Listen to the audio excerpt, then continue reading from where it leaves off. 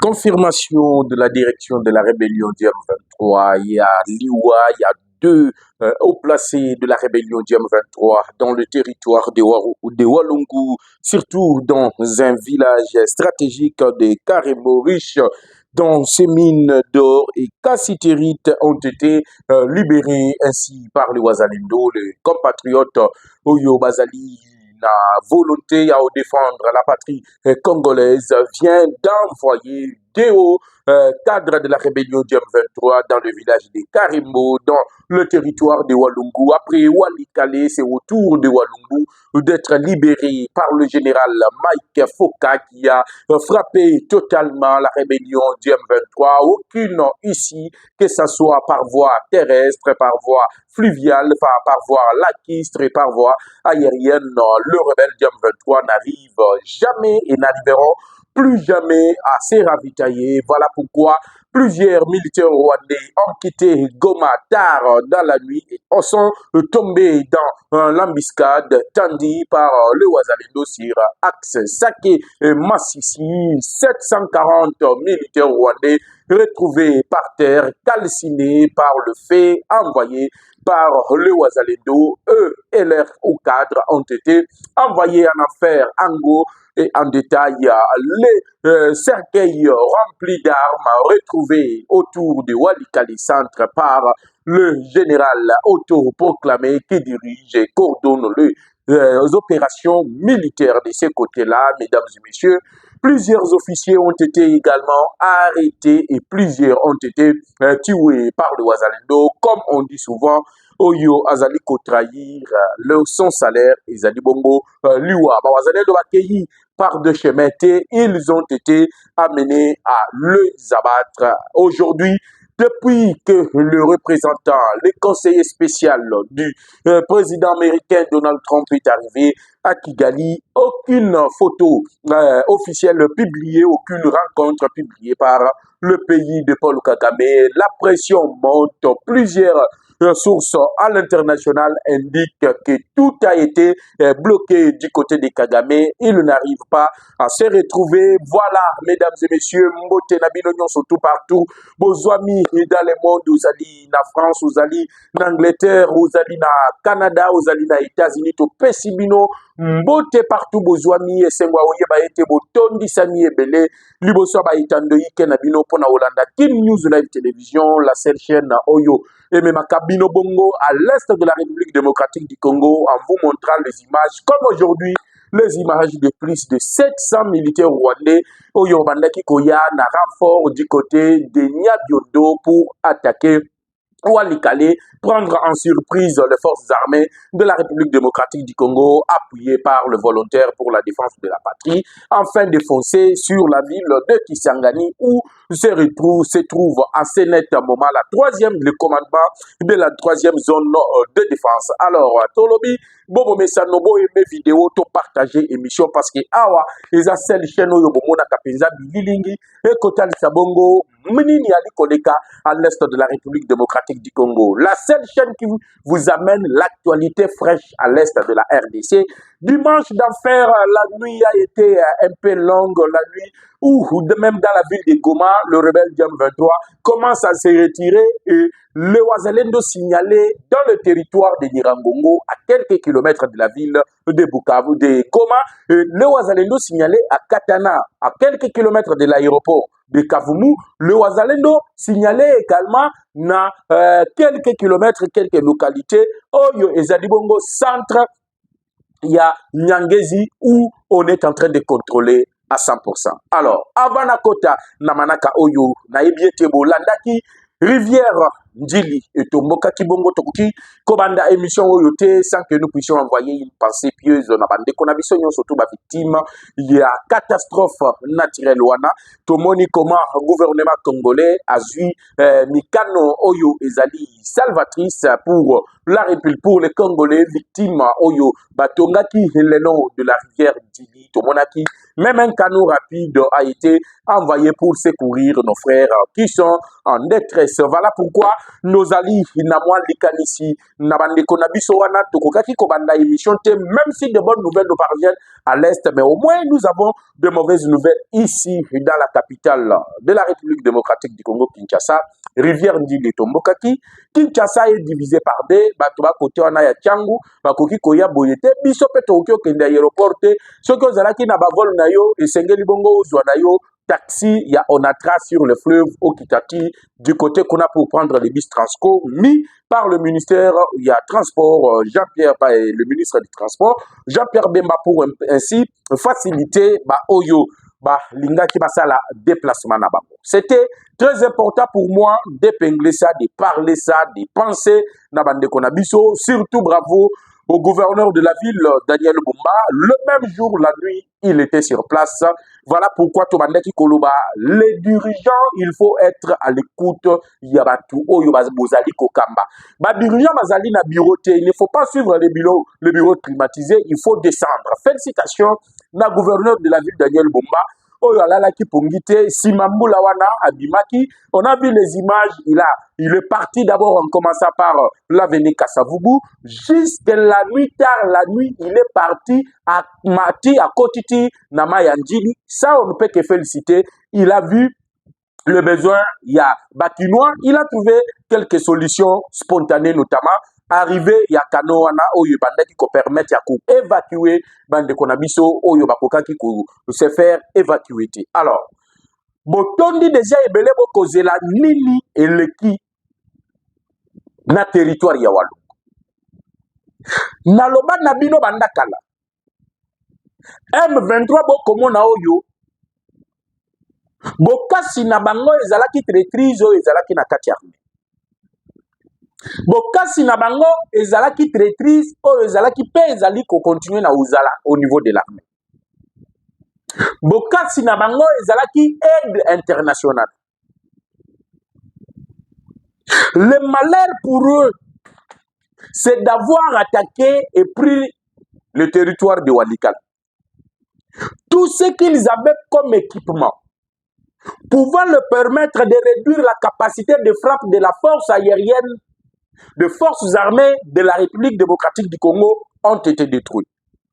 Je commence par ici par le système de défense aérienne, installé, utilisé depuis longtemps par le terroriste Diam-23, appuyé par l'armée rwandaise. Le long que tout ce système a été détruit. Le long Willy Ngoma est en train d'affirmer que le gouvernement congolais, la coalition du mal, vient attaquer les hauts gradés. Ils ont été envoyés en enfer en groupe et en détail. Surtout Oyo Babandeki Kouta la ville de Goma Bazoki Axi Asake pour se diriger dans le territoire de Massissi. L'embuscade leur a été tendue par le volontaire pour la défense de la patrie. Nous devons d'abord encourager ces jeunes-là pour dire ne fils que bravo aux volontaires pour la défense de la patrie, bravo aux Azalindo qui matin, midi, soir, bango wana bali ko sala musala makasi ya o défendre. Le loba wazali ba FARDC ba komi koya en appui. La première ligne d'attaque, ce sont les Wazalendo. Le FARDC vient en appui avec les armes lourdes et les Wazalendo sont là pour faire le système que nous appelons le ratissage. Je vais arriver dans le territoire de Walungu, le village de Karembo. Mike Foka, le général autoproclamé, vient de faire une prouesse jamais réalisée dans le territoire de Walungu. On attend que Vital Kamerhe puisse nous dire, chez lui dans le territoire de Walungu, entre parenthèses, Balobi, chez lui, c'est ce que nous connaissons, mais Batumsus Balobi, ya la Zakanaï Burundi. Wana Batumsus Balobi Ngaïke. Dans son soi-disant territoire, Mike Foka, na village ya Karen, a outil qu'on frappait fort. Déo cadré, le déo gradé. Système ya bawazalendo de milito eza ciblage ya batete ya minene wana bawazalendo. Frank Diongo wayebela déjà. Jean-Jacques Vouemba, Jean-Claude Vouemba ayebela déjà. Le système, c'est de cibler les têtes. Vous allez nous excuser. En commençant par Corneille Nangaa lui-même, les drones sont stationnés dans les airs. Kolandela ka mouvement ya ba autorité wana parce que soki tobeti batu wana le reste wana ba opanzana. Il faut d'abord frapper les maîtres. Et le berger et les brebis vont se disperser. On frappe d'abord le berger, les brebis se disperseront.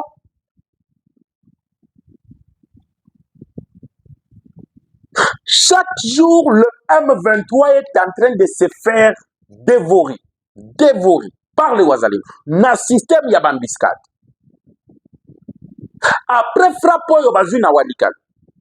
Je vous disais que même le système de défense aérien, oyo bandaki ko permettre bango que système wana ezalaki na capacité. Ya ko bloquer, ya ko réduire la capacité de frappe ya ba drone. Là, nous pouvons nous enorgueillir parce que nous avons détruit tous ces systèmes. Et le rebelle GM23 n'ont pas d'autre moyen pour se faire ravitailler. Parce que Toyebisaki Bino, avec image à l'appui, que Tozoaki, même les pilotes français, les gendarmes français, Oyo Bazalaki na Walikale pour aider la rébellion GM23 à installer ces systèmes qui aujourd'hui, tout Congolais est en train de s'enorgueillir. Le premier d'entre vous, c'est moi qui s'enorgueillisse. Et on met aujourd'hui la rébellion du M23 à défi. Le loyo, baye bisabino, avancer na bango ezalini, évolution na bango ezalini. Aujourd'hui, c'est de communiquer en communiquer. Nous sommes en train de nous repositionner, mais la réalité est que nous sommes en train de les frapper, de les détruire. Quand vous allez voir, mesdames et messieurs, sur l'axe Saké-Massissi, où d'ailleurs le territoire de Massissi, 4 jours successifs de combat, où les Ouazalendo tiennent la tête aux unités de forces spéciales rwandaises, qui d'ailleurs va commis kota la neti Kagame akosaki bango ba yebisaki bango soki bozui Goma, vous aurez des primes, vous serez payé. Lelo oyoti lelo depuis bazwa Goma, mutuata mon côté atikala kofutama. Lelo oyo aucune banque ne peut ouvrir à Goma, aucune banque ne peut ouvrir à Bukavu. Pourquoi je suis en train de dire toutes ces banques internationales, toutes ces banques sérieuses, bah yebi que soki va s'installer dans la zone wana, le international les qualifiera. Il y a le blanchissement d'argent. Dès Bomoni na minute Nanga est en train de souffrir. Ces militaires, il n'y a pas de solde pour eux. Même Baoyo, Bajene, Bakosaki, Bango, va recruter Bango. Ils n'ont pas de solde. Moyen qu'on fout à maïsalité. Les jeunes qui ont été recrutés, Bazali, Koyebisa Biso, que Bayebisi Bango, qu'il faut tuer. Qu'il faut ravir pour survivre. Donc, bakomi na suka. Lelo wilingo bakoki koloba ke non, on vient de tuer, dégrader, bakufa te, eta libisote, bayaki comme des terroristes. Un terroriste mérite, il doit mériter la mort d'un terroriste. Frappé, brûlé par le feu, que leurs âmes reposent en désordre en affaires. Le système toi nango siko eza otindi kabango na life. Le système que nous avons aujourd'hui ezali landa wilingo azali wat. Drone nous sommes localisés ka wilingo mayewana place azawana ezali dans cité ou bien on appelle ça comment? Place milliers densément peuplés, on frappe. Lelo boyokaki na lobelaki bino awa likambo chef d'état-major général adjoint. Batraître tout ba aussi là parce que le Ouazalendo ba commis sikoyo koba kofongola miso. L'exemple je prends dans ya Walikale. À 81 km de Walikale centre à Kibwa, où le rebelle Diable 23 était en train de chercher comment est-ce qu'il faut contourner la situation, contourner le milieu, contourner le verrou. Bakei na réunion, non 6 officiers. Un autre officier, major Mobimba Yarmé, alati tenue civile. Ali Kokumba, il escorte des cercueils remplis d'armes, remplis de munitions. La vigilance de Wazalendo de sali ke to kangaye to eba ke oyo azali muyibi ba cercueil wana ezali bibembete ezande manduki bazwi yango. Système ya lisu likolo ya lisu esengeli ata biso awa na Kinshasa talaka na quartier talaka na Beni mupaya oyo aye kosala nini. Partout où vous êtes, parce que nous sommes infiltrés, Bandakala, 18 ans, ya Kabila, Toufourou, tu vas infiltrer Bissot de toutes les façons. Regardez que même les gens qui les aidaient, je vous avais diffusé les images, il y a des jeunes Congolais, ou des recrutés qui par force, Bangonde bae kotali sabiso de commandement ya mapinga na biso babandeki ko coopérer na commandement ya armée rwandaise na commandement ya ba terroristes notamment celui que nous appelons Sultani Makenga.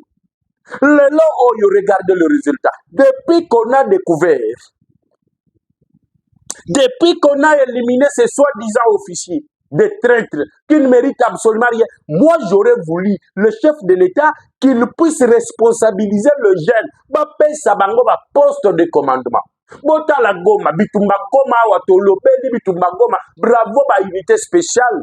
Yamapinga na biso, mais nani a commandé qui ba unité spéciale? Un capitaine, le major, ba colonel, ba généraux, ba pakati mango, ba kimi, ba kati silak, ba kei na Bukavu. De Bukavu, ils ont pris Kalemi. Heureusement aujourd'hui qu'ils ont été arrêtés. Heureusement aujourd'hui qu'ils sont en train d'être jugés, voire même le général Oyazala qui gouverne, le vice-gouverneur, policier Wan. Oyalaba qui a le que Goma est comme la cimetière. Mais avant que Goma comme un cimetière à Rwanda, yemo kwa kangibi sakanaye, akimi, atiki la ville de Goma, atiki ba unité yangoboko, soki ba officier Wana. Bazalaki ba vrai officier. Bakokaki ko abandonner ba militaire na bangote. Il devrait mourir avec le militaire au front. On a bien un capitaine courageux qui a coordonné, commandé la guerre de Goma. Lelo ba chef ba peloton, ba chef ba unité bangonde ba ko collaborer na batwana parce que ba ebi ke ba ozwa misol. Combien d'années ces gens ont fait là-bas? Et la plupart des gens qui sont des chefs des unités de peloton à l'est sont les gens qui sont ici des brassages mixants. Quand est-ce que vous allez les enlever? Le to kolobe la bravoure.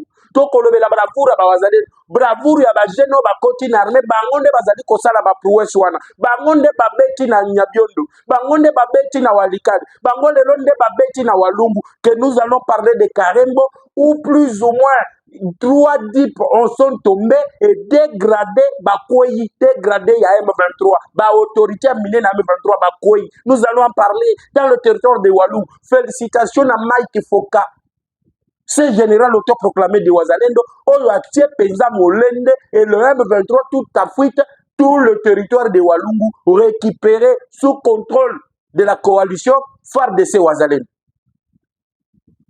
Mettons le belanano makambwana parce que c'est très important. Tokoke obeta munoko wa tokolo. Soki bo kotika kaka batuana.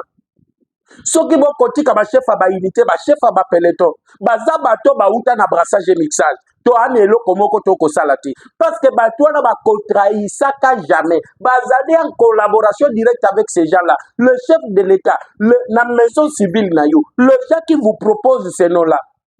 Est-ce qu'avez-vous déjà fait remarque? Quel est là pourquoi ces gens sont toujours là? Parce qu'on parle de la traîtrise. Traîtrise, ezali ya retourna lisusuté.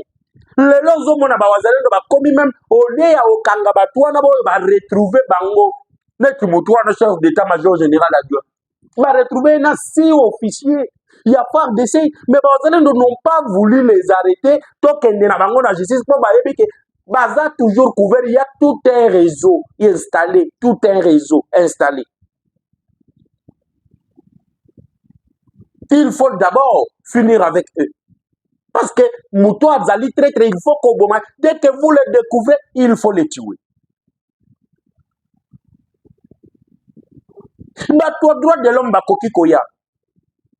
Les ONG peuvent venir, mais quand le M23 tue à Goma, ONG Tamoko et Kolobate. Quand le M23 tue à Bukavu, ONG Tamoko et Kolobate. Les Américains eux-mêmes sont qui bakandi terroristes, basala kayeli. Les Américains ont fait quoi de Oussama Ben Laden? Les Américains ont fait quoi de Saddam Hussein?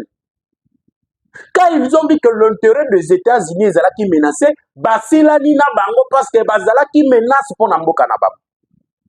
Mais chez nous ici, c'est le droit de l'homme. Moutoye comme ça la coup d'État pour condamner à la peine de mort parce qu'il est américain, vous commuez sa condamnation à la peine de perpétuité. Et à la fin, nous allons entendre grâce présidentielle, Balobungol Babilisien en prison. Il y a d'autres choses qu'on doit dénoncer. Pourquoi laisser ces chefs de peloton alors que c'est confirmé Bangonde ba côté Kamboka? Bangonde bazali à la base, ya Maïma Kosa le Malelo, traîtrise to Koloba, bazali no ba Kobenga biso. Les noms de ces gens, nous en avons, nous allons commencer à les citer nom par nom. Pebele na bango ba uta na brassage mixage. Quand est-ce que vous allez comprendre que Kabila Bomambo koyo na brassage mixage? Vous le refusez aujourd'hui, na ba négociation izali koya. Alors, Nakobanza ete boko like, mission boko aimé vidéo, boko partager partout la bonne nouvelle, plus de 700, plus d'une centaine de militaires rwandais. Oyo bazalaki na axe ya Sake Masisi babandaki ko kende ko prêter main forte parce que Masisi etikali colline stratégique. Oyo ba M23 tufuru mwetu bazali wana. Soki to déloger bango, le territoire aussi de Masisi va passer sous contrôle de la coalition FARDC Wazalem. Sikoyo na kaya Walungu. Et pas ya ba Vital Kamerhe lo Kanyingi Jikingi. L'homme qui avait avancé que bango wana bazali na Bukavu. Est-ce que les lois koki koyebisa ba Congolais que félicitations na bazali bo uti ko récupérer territoire na biso? Ba yimbo karetene que Mike Foka a bêti Willingoma et toute sa bande. Chers compatriotes, depuis la nuit de samedi à dimanche, à partir de 4 heures, Mike Foka avait déjà les soupçons. Yandenge, M. Willingoma et sa bande devraient se déployer. Bamususu balinga ki bazonga sima pour aller prêter main forte na ba oyo bazalaki na Masisi, comme je venais de vous le dire. Ils ont pris d'autres troupes plutôt, qui étaient dans la ville de Goma. Mais le malheur pour eux, c'est qu'ils sont en risque de perdre la ville de Goma parce que d'autres Ouazalendo sont signalés déjà dans le territoire de Nirangongo, à quelques kilomètres de la ville de Goma. Et là aussi, Babisi Canyon sont stratégiques dans le territoire de Nirangongo, sont passés sous contrôle. Il y a volontaires pour la défense de la patrie. Va perdre le territoire Yawalikane. Eux, les alliés désormais contrôlés à 100% par la coalition FARDC Wazalem. Va perdre le territoire Yawalungu. Eux, les alliés contrôlés à 100% par les volontaires pour la défense de la patrie et les FARDC. Kalamingi, le territoire de Nirangongo sera à 100% contrôlé. Alors, ils devraient renforcer le rang. Comme ils n'ont pas de capacité de prendre la voie aérienne.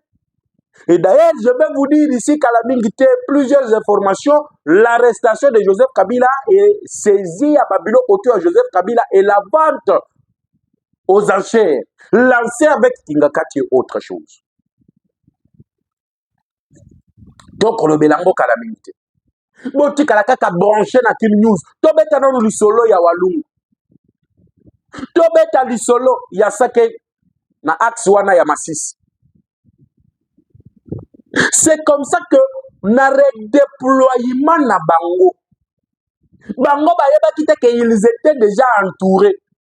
Toyebite comment est-ce que l'homme s'est retrouvé vivant pour confirmer la mort. Yaba oyoye azalaki na bango. Baimboka. tous les convois, voilà, tous les convois a été frappé. Tous les convois a été envoyé en enfer, en groupe et en détail.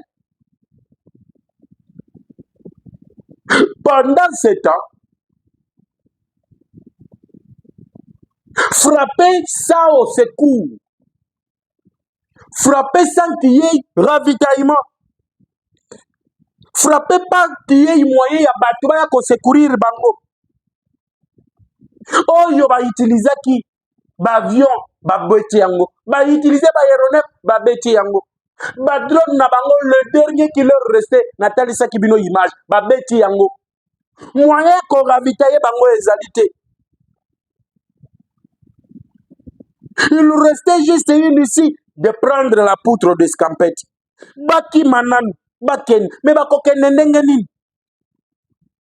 Les Ouazalendo dirigés par Foka Mike, après de fortes frappes sur le milicier rwandais RDF, le village est totalement passé sous notre contrôle. L'ennemi avait perdu plusieurs hommes et a été incapable de quitter la zone avec ses blessés qui ont ensuite été capturés par nos voyants Ouazalendo et seront remis au FARDC dans le cadre du traité de Vienne sur les prisonniers de guerre.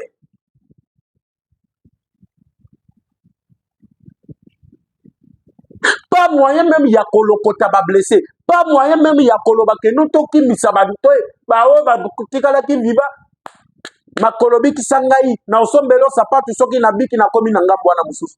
Les blessés ont été capturés. Balandi bango ba pa bazalendo balobi tokoboma bino te tokendo tika bino na maboko FARDC pour respecter le droit ya ba prisonniers de guerre. On ne doit pas vous capturer, on ne doit pas vous tuer, mais on vous capture. Poto la kis ambassadeur ya Rwanda na France bandaki kotuna ba militaire rwandais bazali sur le sol congolais. Ba militaire rwandais ba ko se retrouver sur le sol congolais. Bango ye yotoko kanga bango, toko lokota bango. Comme des petits enfants sans secours, au moni mwana. Soka moni tata na ya zali mama na ya zali ana bokasi ya woloba ya kokanela mutu. Po yebi ke bokasi na ngai ezali na sima. Mais lelo bazali na moyen te ya ravitaillement. Voilà l'état qu'on devrait encore les attaquer un peu plus parce qu'ils sont dépourvus. Diminuer sur le plan d'effectifs. Mike Foka, Asali Bango et Loko. Bayoki so. Walungu contrôlé. Le village de Karembo. C'est un village qui est riche, mesdames et messieurs, riche en ces mines d'or et cassitérite.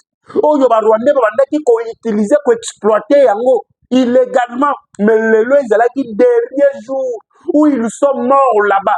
Bakoufi na mer rouge. D'ici ko yoba bandaki ko zwa ba minéraux, ba richesse na biso. Ils sont morts là-dedans, frappés par Foka Mike.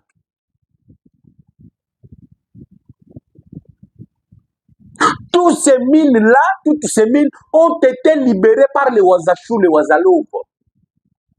Ba libéré yango. Sous la direction de Mike Foka, que je salue en passant. Mike Foka mbote na yo. Mbote na yo lisusu. Pebo continuer tolingi toyoka que la ville de Bukavu. Nayebi que il y a de cela où baptisé déjà na Miskade. Côté wana ville à Bukavu. Nayebi saki bino awa likambo gouverneur rwandais. Na beta ki lisolo ya likambo gouverneur. Je me répète encore. Le lelo dalobi le lelo. Bazawana na Miskade. Na opesa bakombote na opesa stratégie te. Mais Kalamingi te, vous allez entendre que Jeff Badi Bangati avait raison. Vous allez appeler comme vous l'avez toujours dit. Parce que tu pèses sa actualité en avant. Yambalo, tu pèses sa nanoté. Tu kangi mon peuple. Tu causes la réalité. Parce que nous allons le frapper. Kagame est en incapacité. Kagame, dans l'incapacité. Il y a qu'à tenir ma promesse na ba militaire rwandais. Général Moubarak dit qu'effectif mususu ekoki kokota Congo te parce que ebele bakufi na Somalie. Bamususu bakufi awa. Bako continuer pe na okufa na bambiscade oyo ekomi mortuaire, des embuscades mortuaires qui tuent, qui n'épargnent personne. Biliaki bango bikoki, la guerre sera longue et populaire. Voilà le résultat.